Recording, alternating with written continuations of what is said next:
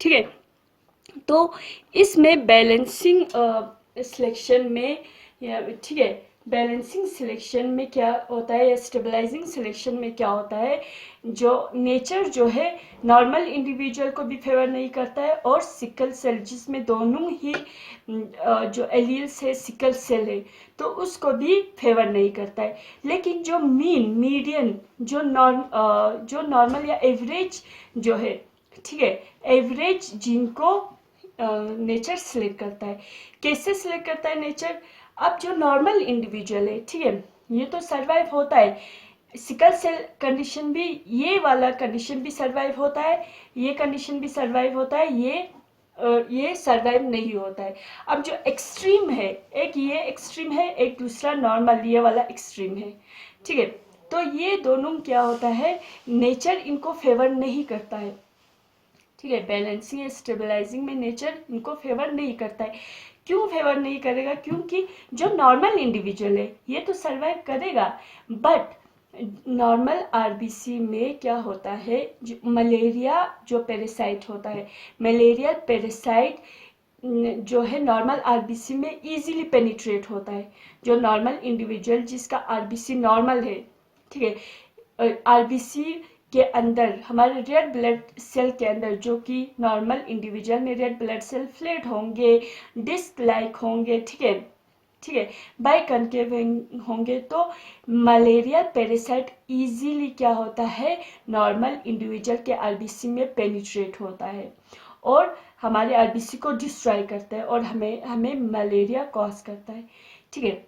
तो ये इंडिविजुअल, इसमें मलेरियल पेरासाइट इन्फेक्शन होता है, ये तो मतलब ये तो सरवाइव ही नहीं करेगा। लेकिन सिकल सेल कंडीशन में क्या होता है, सिकल सेल कंडीशन जिनका सिकल सेल है आरबीसी, ठीक है, जिसमें 50% आरबीसी नॉर्मल है, 50% आरबीसी सिकल सेल है, 50% नॉर्मल है। इसमें क्या होता है, आरबीसी सिकल शेप होने की वजह से, ठीक है, सिकल शेप होने की वजह से मलेरिया जो पैरासाइट है वो आरबीसी के अंदर पेनिट्रेट नहीं कर सकते, जिसकी वजह से हमारा आरबीसी डिस्ट्रॉय नहीं होता है। तो यहाँ पे नेचर क्या सिलेक्ट कर रहा है, जो एवरेज है उसको सिलेक्ट कर रहा है और जो एक्सट्रीम कैरेक्टर्स है उसको क्या कर रहा है, एलिमिनेट कर रहा है।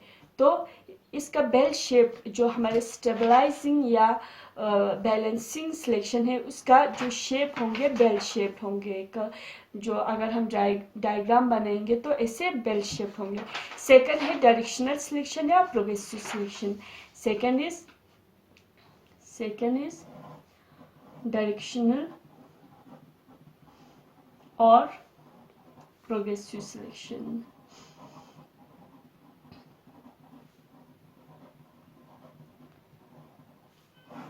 इसमें क्या होता है, इसमें जो मतलब पूरा पॉपुलेशन जो है, ठीक है, वो एक डायरेक्शन में मतलब चेंज होना स्टार्ट होता है along with the change in environment, ठीक है। in this selection the population change towards one particular direction along with change in environment। अगर environment चेंज हो रहा है, ठीक है, environment चेंज हो रहा है तो पूरा का पूरा पॉपुलेशन, उस इन्वायरमेंट में जितने भी पॉपुलेशन रह रहा है उस population along with the environment वो भी क्या हो रहा है, उस पर्टिकुलर डायरेक्शन में चेंज हो रहा है, ठीक है। तो इसलिए डायरेक्शनल, एक ही पर्टिकुलर डायरेक्शन में वो भी चेंज हो रहा है, ठीक है। With change in the environment the population change towards one particular direction, ठीक है, along with the change in environment. तो हमें पता है जो इन्वायरमेंट है वो कंटिन्यूसली चेंज होते रहता है, ठीक है। Environment is undergoing a continuous change. इसलिए ऑर्गेनिज्म क्या करता है, जिस इन्वायरमेंट में वो रह रहा है, वो ऑर्गेनिज्म रह रहा है, तो इन्वायरमेंट तो कंटिन्यूसली चेंज हो रहा है, तो ऑर्गेनिज्म क्या करता है, विद चेंज इन इन्वायरमेंट अपने बॉडी के ऊपर कुछ ऐसे नए कैरेक्टर्स या नए स्ट्रक्चर एक्वायर्ड करता है, ठीक है। क्योंकि एनवायरनमेंट में अडेप्ट होने के लिए अपने बॉडी के ऊपर न्यू कैरेक्टर्स क्या करता है, ऐड करता है, एक्वायर करता है ताकि सरवाइव हो सके, और जो अदर कैरेक्टर्स है वो एलिमिनेट होता है। So change in the environment, ठीक है, एनवायरनमेंट में चेंज आने की वजह से पॉपुलेशन, पूरा पॉपुलेशन भी उस एनवायरनमेंट की तरह चला जाता है पर्टिकुलर डायरेक्शन में, इसलिए इसको डायरेक्शनल या प्रोग्रेसिव सिलेक्शन कहा गया है। ठीक है, इसमें क्या होता है, जो एक मतलब वन एक्सट्रीम, ठीक है, एक एक्सट्रीम कैरेक्टर जो कि लेस एडेप्टेड है, ठीक है, एक एक्सट्रीम कैरेक्टर जो कि लेस एडेप्टेड है वो एलिमिनेट होता है।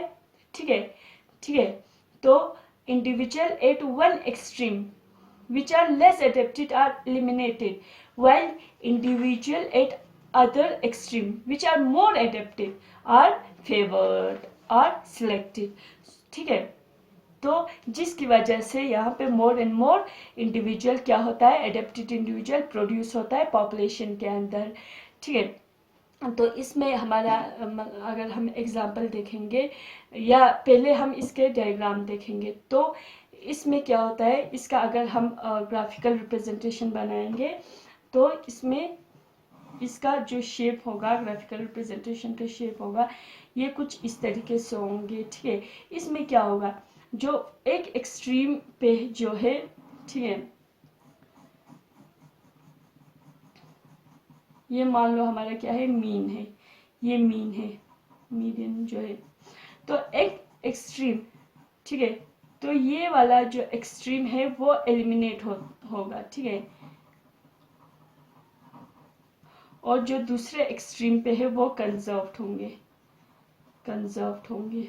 ठीक है, क्योंकि इन्वायरमेंट मान लो चेंज हो रहा है, इससे मतलब इन्वायरमेंट चेंज हो रहा है, तो इन्वायरमेंट चेंज हो रहा है तो पहले इंडिविजुअल या ऑर्गेनिज्म के बॉडी पे बहुत सारे ऐसे स्ट्रक्चर्स होंगे। ठीक है, वो स्ट्रक्चर्स अब इस चेंजिंग इन्वायरमेंट में कोई मतलब यूजफुल नहीं है, तो वो उसको पूरे जो पहले जो इसके बॉडी पे स्ट्रक्चर या कैरेक्टर थे वो उसको एलिमिनेट करेंगे, और जो न्यू कैरेक्टर्स एक्वायर्ड होंगे, ठीक है, न्यू कैरेक्टर जो एक्वायर्ड होंगे विथ चेंजिंग इन एनवायरनमेंट वो फेवर करेंगे नेचर। ठीक है, इसमें एग्जांपल है इंडस्ट्रियल मेलेनिज्म और DDT resistant mosquitoes. Industrial melanism जो है वो हमारे टॉपिक में हमारे सिलेबस में दिया हुआ है, तो हमें ये डिस्कस करना है, तो हम ये बाद में डिस्कस करेंगे। इंडस्ट्रियल मेलेनिज्म में पर्टिकुलर टॉपिक दिया हुआ है, ये हम डिस्कस करेंगे। दूसरा एग्जांपल हम लेते हैं डीडीटी रेजिस्टेंट मॉस्किटोज। ठीक है, डीडीटी रेजिस्टेंट मॉस्किटोज,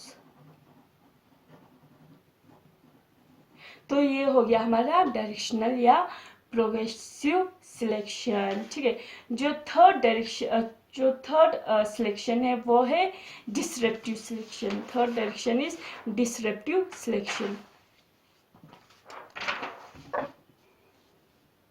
थर्ड हमारा क्या है, डिसरप्टिव सिलेक्शन।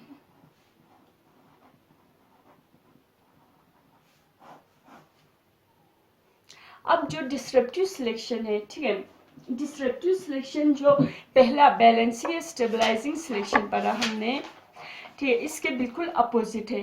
बैलेंसिंग या स्टेबलाइजिंग सिलेक्शन में नेचर किसको फेवर करता है, किसको सिलेक्ट करेंगे, जो कि मतलब एवरेज हो, जो कि एवरेज फिनोटाइप या नॉर्मल फिनोटाइप को नेचर सिलेक्ट करेंगे।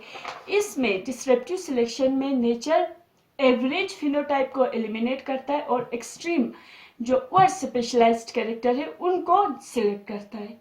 तो इट इज बिल्कुल मतलब ये क्या है, अपोजिट है, it is just opposite to the stabilising या बैलेंसिंग सिलेक्शन। ठीक है, तो it is the type of natural selection which favours extreme expression or specialized character of certain trait to increase variance in a population। ठीक है,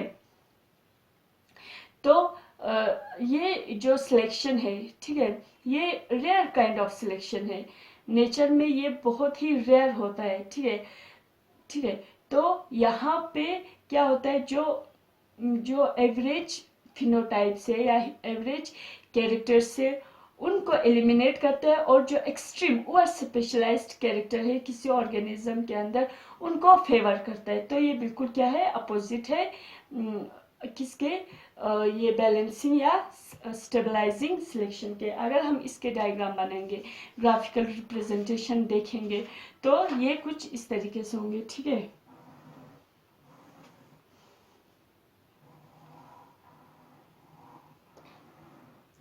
कुछ इस तरीके से ये जो मीडियन जो है, जो मीन है वो इलिमिनेट होंगे, ये क्या होंगे, इलिमिनेट होंगे, इलिमिनेटेड।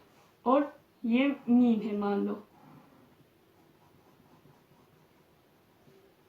ये कंजर्व, जो एक्सट्रीम पे है वो कंजर्व होंगे, कंजर्व, और ये भी कंजर्व, ये एक्सट्रीम पे कंजर्व होंगे, और जो बीच का एवरेज है वो इलिमिनेट करेंगे। लेकिन बैलेंसिंग ऑर्गन में क्या, बैलेंसिंग सिलेक्शन में क्या था, मीन वाला सिलेक्ट होंगे और जो एक्सट्रीम वाला है वो क्या होंगे, एलिमिनेट होंगे। लेकिन ये यहाँ पे उल्टा है, ठीक है।